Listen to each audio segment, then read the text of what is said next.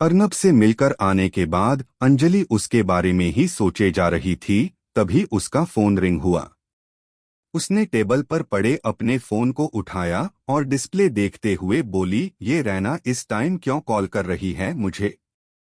अंजलि ने call receive करते हुए हेलो कहा। दूसरी तरफ से रैना ने घबराती हुई आवाज में कहा, hello Anjali, I need your help यार। अंजलि बोली, देखो रैना, मैं ऑलरेडी तुम्हारी बहुत हेल्प कर चुकी हूँ। इसके आगे मैं तुम्हारी अब कोई मदद नहीं कर सकती। रैना बोली, पर अंजलि मेरी बात तो सुनो। अंजलि ने आंखें बंद की और गहरी सांस लेकर बोली, अच्छा बोलो, क्या हेल्प चाहिए तुम्हें? रैना बोली, तुम मेरे घर आ सकती हो अभी? अंजलि बोली, अभी क्यों? रैना बोली, please Anjali, come to my home right now. तुम आ जाओ तो मैं तुम्हें सब बताती हूँ। अंजलि गहरी सांस लेकर बोली, ठीक है, मैं आ रही हूँ। इतना बोलकर उसने कॉल कट किया और चाबियां लेकर रूम से निकल गई।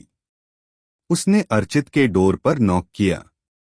अर्चित ने उबासी लेते हुए डोर खोला और अंजलि को सामने देखते ही बोला, दी, आप अभी तक सोई नहीं? अंजलि बोली, मैं बाहर जा रही हूँ, आने में थोड़ी देर हो जाएगी।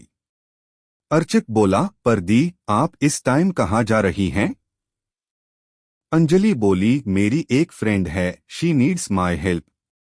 अर्चित बोला, ओके दी, मैं भी आपके साथ चलता हूँ। अंजलि बोली, नहीं, तुम सो जाओ, मैं ड्राइवर को लेकर जा रही हूँ। अर्चित बोला, पर दी। अंजलि बीच में बोली, नो अर्चित, तुम रेस्ट करो, कल तुम्हें कॉलेज भी तो जाना है। अंजलि के इतना फोर्स करने पर अर्चित उसकी बात मान गया और अंजलि ड्राइवर के साथ चली गई। अनिका अर्नब के लिए खाना लेकर आई, तब तक अर्नब भी फ्रेश होकर आ गया। खाने की खुशबू से ही अर्नब समझ गया कि खाना अनिका ने बनाया है। उसने खाना खाया और अनिका के साथ बालकनी में आ गया। मौसम अच्छा था, हल्की हल्की ठंडी हवा बह रही थी। अर्नब ने जब अनिका की तरफ देखा तो उसके बाल बार बार उड़कर उसके चेहरे पर आ जाते, जिन्हें वो कुछ परेशान होते हुए अपने हाथों से साइड कर देती। वो इस वक्त बहुत प्यारी लग रही थी। अर्नब मुस्कुराते हुए उसके करीब चला गया और उसे पीछे से अपनी बाहों में भरते हुए उसके कंधे पर अपना सिर रख दिया। अनिका एक पल के लिए चौंकी थी, पर अगले ही पल वो मुस्कुरा दी। अर्नब मुस्कुराते हुए बोला, तुम्हारे घर में सब कैसे हैं?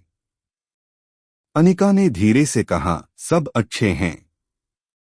अर्नब ने पलटकर उसे अपने सामने किया और उसे देखते हुए बोला, तुमने कभी अपने डैड के बारे में नहीं बताया, वो कैसे थे?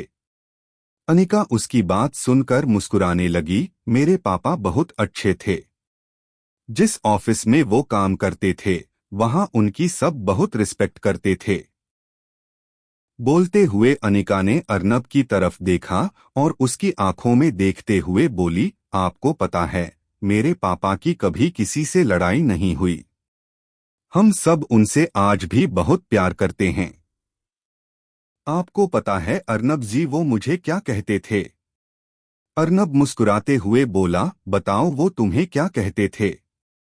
अनिका प्राउडली बोली, मैं उनकी बेटी नहीं, बेटा हूँ। अर्नब टकटकी लगाए उसके चेहरे को देख रहा था और उसे देखते हुए मन ही मन खुद से बोला, जब अनिका के पापा की किसी से दुश्मनी नहीं थी, फिर वो कौन लोग हैं जो इन्हें मारना चाहते हैं? ये सोचकर अर्नब बोला, ये तो मैं जानता हूँ, तुम्हारे पापा का एक्सीडेंट हुआ था, पर क्या तुम्हें पता चला कि उनका एक्सीडेंट किसने किया था? अनिका सोचते हुए बोली, लेट नाइट वो ऑफिस से घर आ रहे थे जब एक अमीर आदमी की कार ने उनका एक्सीडेंट किया। हमें आज तक नहीं पता चला वो कौन लोग थे जिनकी वजह से मेरे पापा हम सबको छोड़कर चले गए। बोलते हुए अनिका की आवाज भारी हो गई और उसकी आंखें नम हो गईं। उसकी ऐसी हालत देखकर अर्नब ने फौरन ही उसे अपनी बाहों में भर लिया। अनिका उसके सीने से लगकर रोने लगी। अंजलि की कार रैना के घर के बाहर आकर रुकी। अंजलि अंदर गई तो रैना हॉल में ही बैठी उसका वेट कर रही थी। अंजलि उसके पास जाते हुए बोली, क्या हुआ? तुमने मुझे इतनी इमरजेंसी में क्यों बुलाया? रैना उठते हुए बोली, एक प्रॉब्लम हो गई है। अंजलि गंभीर आवाज में बोली, कैसी प्रॉब्लम? रैना झिझकते हुए बोली, अंजलि, आई एम प्रेग्नेंट। बोलने के अगले पल ही रैना ने अपनी मुट्ठी अंजलि के सामने खोल दी। उसके हाथ में किट थी, जिसमें 2 पिंक लाइन साफ साफ दिख रही थीं। पहले तो अंजलि ये देखकर हैरान हुई, फिर अगले ही पल हंसने लगी और हंसते हुए बोली, कंग्रेचुलेशन। तो अब तुम अर्नब के बच्चे की मां बनने वाली हो। रैना ने धीरे से सिर हिला दिया। अंजलि ने पूछा, तो अब तुम्हें मुझसे कैसी मदद चाहिए? रैना ने मुंह लटकाते हुए कहा, अर्नब ने तो अभी तक एक्सेप्ट नहीं किया कि वो मेरे साथ उस रात था, ऐसे में वो इस बच्चे को कैसे एक्सेप्ट करेगा? अंजलि मुस्कुराते हुए बोली, तो तुम इस बारे में उसे नहीं, उसके घर वालों को बताओ। उसकी माँ को बताओ और सबसे पहले उसकी बीवी को बताओ। रैना ने उसे सवालिया नजरों से देखा। अंजलि उसके ऐसे देखने पर बोली, अब तुम उसके बच्चे की माँ बनने वाली हो, फिर अब क्यों पीछे हट रही हो? रैना बोली, तुम्हें क्या लगता है सब मेरा यकीन करेंगे? आराधना आंटी, वो मुझसे नफरत करती हैं, क्या वो मुझे एक्सेप्ट करेंगी? अंजलि मुस्कुराने लगी और अंगड़ाई लेते हुए बोली, जो रास्ता तुमने चुना है वो आसान नहीं, पर इतना मुश्किल भी नहीं। तुम्हें मेरी जितनी हेल्प चाहिए थी मैंने की, पर अब से आगे क्या करना है ये तुम खुद सोचोगी। मुझे तो अर्नब की जिंदगी में तूफान लाना था, जो मैं तुम्हारी मदद करके ला चुकी हूँ। अब तो बस मैं आराम से बैठकर लाइव शो देखूंगी। रैना उसे देखती रह गई। अंजलि फिर बोली, जाओ, जाकर तैयारी करो कल सुबह अपने एक्स बॉयफ्रेंड की वाइफ को सरप्राइज देने की। मैं भी उसका चेहरा देखने के लिए बहुत एक्साइटेड हूँ। रैना बोली, क्या सच में मैं ये करूँ? अंजलि ने कहा, यस डियर, तुम्हें ये करना ही पड़ेगा। आज पूरे दिन उन दोनों आदमियों को बहुत टॉर्चर किया गया था। इस दौरान वे बेहोश हो गए। अभी जब वो दोनों होश में आए तो फिर से खुद को उसी जगह पाया। हर्षवर्धन दोनों के सामने बैठा उन्हें तरस भरी नजर से देख रहा था। मैंने कहा था ना, कोई फायदा नहीं, वो सच निकलवा कर रहेगा। हर्षवर्धन बोलते हुए मुस्कुराया और उन्हें देखते हुए आगे बोला, तो चलो अब बता भी दो, किसके कहने पर तुम दोनों उन्हें मारने गए थे? दोनों आदमी एक दूसरे को देखने लगे और फिर रघु ने उसकी तरफ देख कहा, डेविड और रॉय के कहने पर। डेविड और रॉय ने हमारे भाई को उस फैमिली को खत्म करने का कॉन्ट्रैक्ट दिया था। हर्षवर्धन ये बात सुनकर चौंक गया और मन ही मन खुद से बोला, अंकल की उस लड़की की फैमिली से क्या दुश्मनी? दूसरी तरफ अर्नब के रूम से निकलकर अनिका जब अपने रूम में आई तो उसे अध्या कहीं नहीं दिखी। शायद वॉशरूम में होगी, बोलते हुए अनिका बेड के पास आई। वो जैसे ही बैठने को हुई कि साइड टेबल पर रखा अध्या का फोन रिंग हुआ। इस टाइम किसकी कॉल हो सकती है? बोलते हुए अनिका टेबल के पास आई और फोन उठाकर देखने लगी।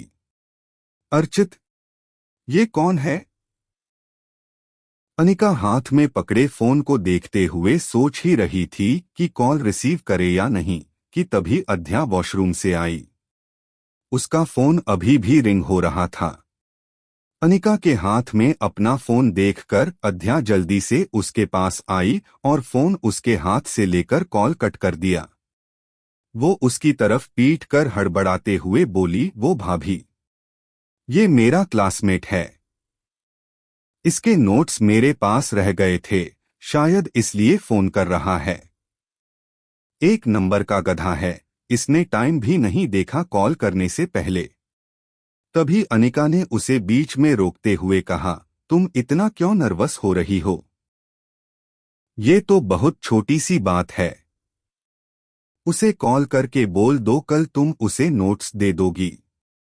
अध्या बोली, भाभी मैं कल उसे नोट्स दे दूंगी, आप परेशान मत होइए। अध्या जाने को हुई तो अनिका ने उसका हाथ पकड़कर उसे बैठाया और खुद उसके सामने बेड पर बैठते हुए बोली, वो तुम्हारा क्लासमेट ही है या उससे बढ़कर।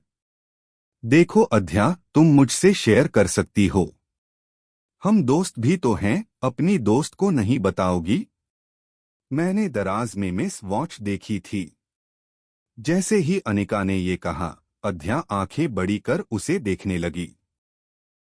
फिर अगले ही पल वो नजरें चुराकर हाथों को रगड़ते हुए सोचने लगी और डरते हुए बोली, भाभी आई लाइक हिम। उसने डरते हुए अनिका को अर्चित के बारे में सब बताते हुए कहा, अंजलि दी के हमसे रिलेशन तो अच्छे हैं, पर भाई और उनके बीच कोल्ड वॉर चल रहा है।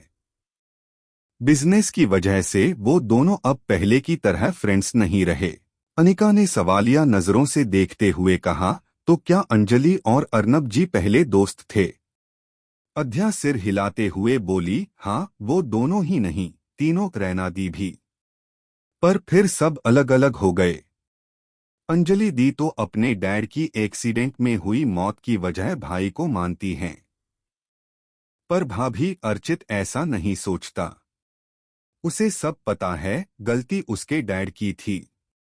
भाई ने तो उन्हें समझाया था, पर फिर भी वो नहीं माने, इसलिए भाई को उन्हें सबके सामने एक्सपोज करना पड़ा। जिस रात ये सब हुआ, उसी रात उनका कार एक्सीडेंट हो गया। बड़े पापा का भी एक्सीडेंट उसी रात हुआ था। अनिका बीच में बोली, एक्सीडेंट कब हुआ था?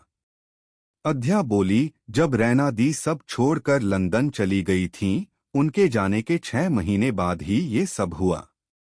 भाभी क्या भाई इस रिश्ते को एक्सेप्ट करेंगे?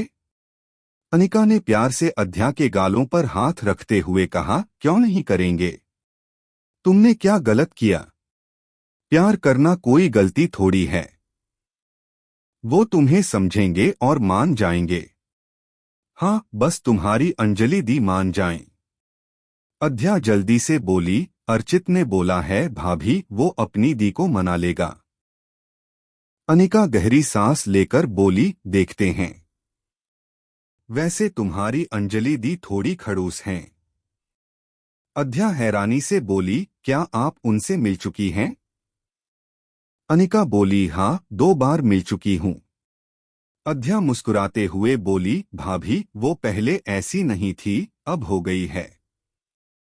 अनिका बोली, ठीक है, अब सो जाओ, रात ज्यादा हो गई है। अध्या अनिका के गले लगकर बोली, थैंक यू भाभी। अध्या के सोने के बाद अनिका ने अपना फोन लिया और एक मैसेज टाइप कर किसी को सेंड कर दिया। अगली सुबह अर्नब रेडी हो रहा था और उसका फोन बार बार रिंग हो रहा था। अर्नब ने टाई पहनते हुए फोन पर एक नजर डाली तो रैना की कॉल देखकर झुंझला गया। ये कॉल क्यों कर रही है? बोलते हुए अर्नब ने एक हाथ से कॉल कट कर फोन ऑफ कर दिया। वो रेडी होकर आया, तब तक डाइनिंग टेबल पर ब्रेकफास्ट सर्व हो गया था। अनिका उसकी प्लेट लगा रही थी कि तभी आर्या अर्नब के बगल में बैठते हुए बोला, भाभी मेरी प्लेट में भी सर्व करना। अनिका कुछ कहती उससे पहले ही अक्षिता उठकर आर्या के पास आ गई और उसकी प्लेट में सर्व करते हुए बोली, मैं कर देती हूँ।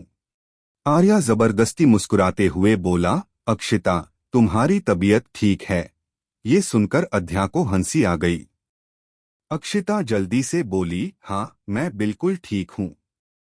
आर्या मन ही मन बड़बड़ाया, तुम्हें देखकर नहीं लगता, और फिर सैंडविच खाने लगा। आर्या सैंडविच खाते हुए बोला, कभी कभी लोग कुछ ज्यादा ही अनएक्सपेक्टेड चीजें कर देते हैं। अध्या बोली, मुझे ऐसा क्यों लग रहा है कि इसका अगला शिकार आप हो भाई? आर्या मुंह बनाकर धीरे से बोला, मुंह बंद कर अपना, कुछ भी बोलती है।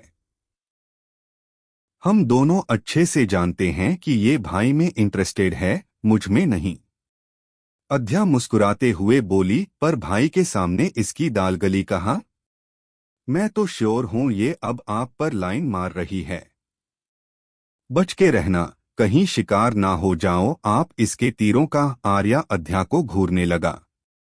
अर्नब ब्रेकफास्ट के बाद अनिका को बाय बोलकर ऑफिस के लिए जाने लगा। तभी आराधना ने उसे रोकते हुए कहा, अर्नब थोड़ा जल्दी आना। अर्नब बोला, क्यों माँ, कुछ है क्या आज? आराधना बोली, जब शाम को आओगे तो पता चल जाएगा। अर्नब सिर हिलाकर चला गया। आर्या ब्रेकफास्ट फिनिश करके उठने लगा तो अक्षिता उसे रोकते हुए बोली, आर्या तुमने कॉफी नहीं पी? और फिर जल्दी से एक कप कॉफी उसकी तरफ बढ़ाते हुए बोली, ये गरम गरम कॉफी तुम्हारे लिए। आर्या अक्षिता को आईब्रो उठाकर देखने लगा। वहीं अध्या की हंसी छूट गई और वो हंसते हुए वहां से चली गई। आर्या ने एक नजर कॉफी को देखा और अक्षिता की तरफ देखकर कहा, नो थैंक्स, आज मेरा मूड नहीं है। आर्या जाने लगा तो अक्षिता उसका रास्ता रोकते हुए बोली, तुम शाम को कब तक वापस आओगे? अक्षिता के सवाल पर आर्या उसे घूरने लगा। क्यों? तुम्हें क्यों जानना है? मैं किसी भी टाइम वापस आऊं, तुम्हें इससे क्या? अक्षिता क्यूट सा फेस बनाते हुए बोली, एक्चुअली मुझे बाहर जाना था, क्या तुम मुझे बाहर ले जाओगे? आर्या बोला, सॉरी मैं बहुत बिजी हूं। घर में और भी कार हैं तो तुम ड्राइवर के साथ जा सकती हो। ये बोलकर वो चला गया। तभी उसकी नजर हॉल में खड़ी आयुषी पर पड़ी। आयुषी को देखकर आर्या मन ही मन बोला, ये लड़की यहाँ क्या कर रही है? कहीं मुझे फिर से डराने तो नहीं आई? खुद से बात करते हुए आर्या आयुषी के पास चला गया। आयुषी उसकी तरफ पीठ किए खड़ी इधर उधर देख रही थी कि तभी आर्या धीरे से उसके कान में बोला, किसे ढूंढ रही हो तुम? आयुषी अचानक उसके इतने पास से बोलने पर डर गई। वो जैसे ही मुड़ी, आर्या को इतने नजदीक देखकर एकदम से पीछे हुई और गिरने लगी। पर तभी आर्या ने जल्दी से उसका हाथ पकड़ लिया और संभालते हुए बोला, मैं कोई भूत नहीं हूँ जो मुझे देखकर तुम बार बार डर जाती हो। आयुषी अटकते हुए बोली, नहीं, वो आप अचानक आ गए। आर्या बोला, पहले सही से खड़ी हो जाओ और लंबी सांस लेकर आराम से बताओ। आयुषी बोली, वो अनिका दी को लेने आई थी। माँ के साथ कुछ शॉपिंग करना था, दी शाम को वापस आ जाएंगी। आर्या एक आईब्रो उठाकर बोला, ओ शॉपिंग, ठीक है, तुम भाभी को ले जाओ। मैं बाहर वेट कर रहा हूँ, तुम्हें ड्रॉप कर दूंगा। इतना बोलकर आर्या बाहर चला गया। अक्षिता ने दोनों को बातें करते हुए देख लिया था। वो गुस्से में अपनी मुट्ठियां भींचकर बोली, मुझे तो मना कर दिया और उसे खुद ऑफर कर रहा है। पहले अनिका और अब उसकी ये बहन। पर मैं इस बार हार नहीं सकती। इस बार जो मेरा है वो मेरा ही रहेगा। इतना बोलकर वो पैर पटकते हुए वहां से चली गई। आगे जानने के लिए सब्सक्राइब माई चैनल और बेल आइकन को ऑन कर ले ताकि कहानियों का सिलसिला चलता रहे।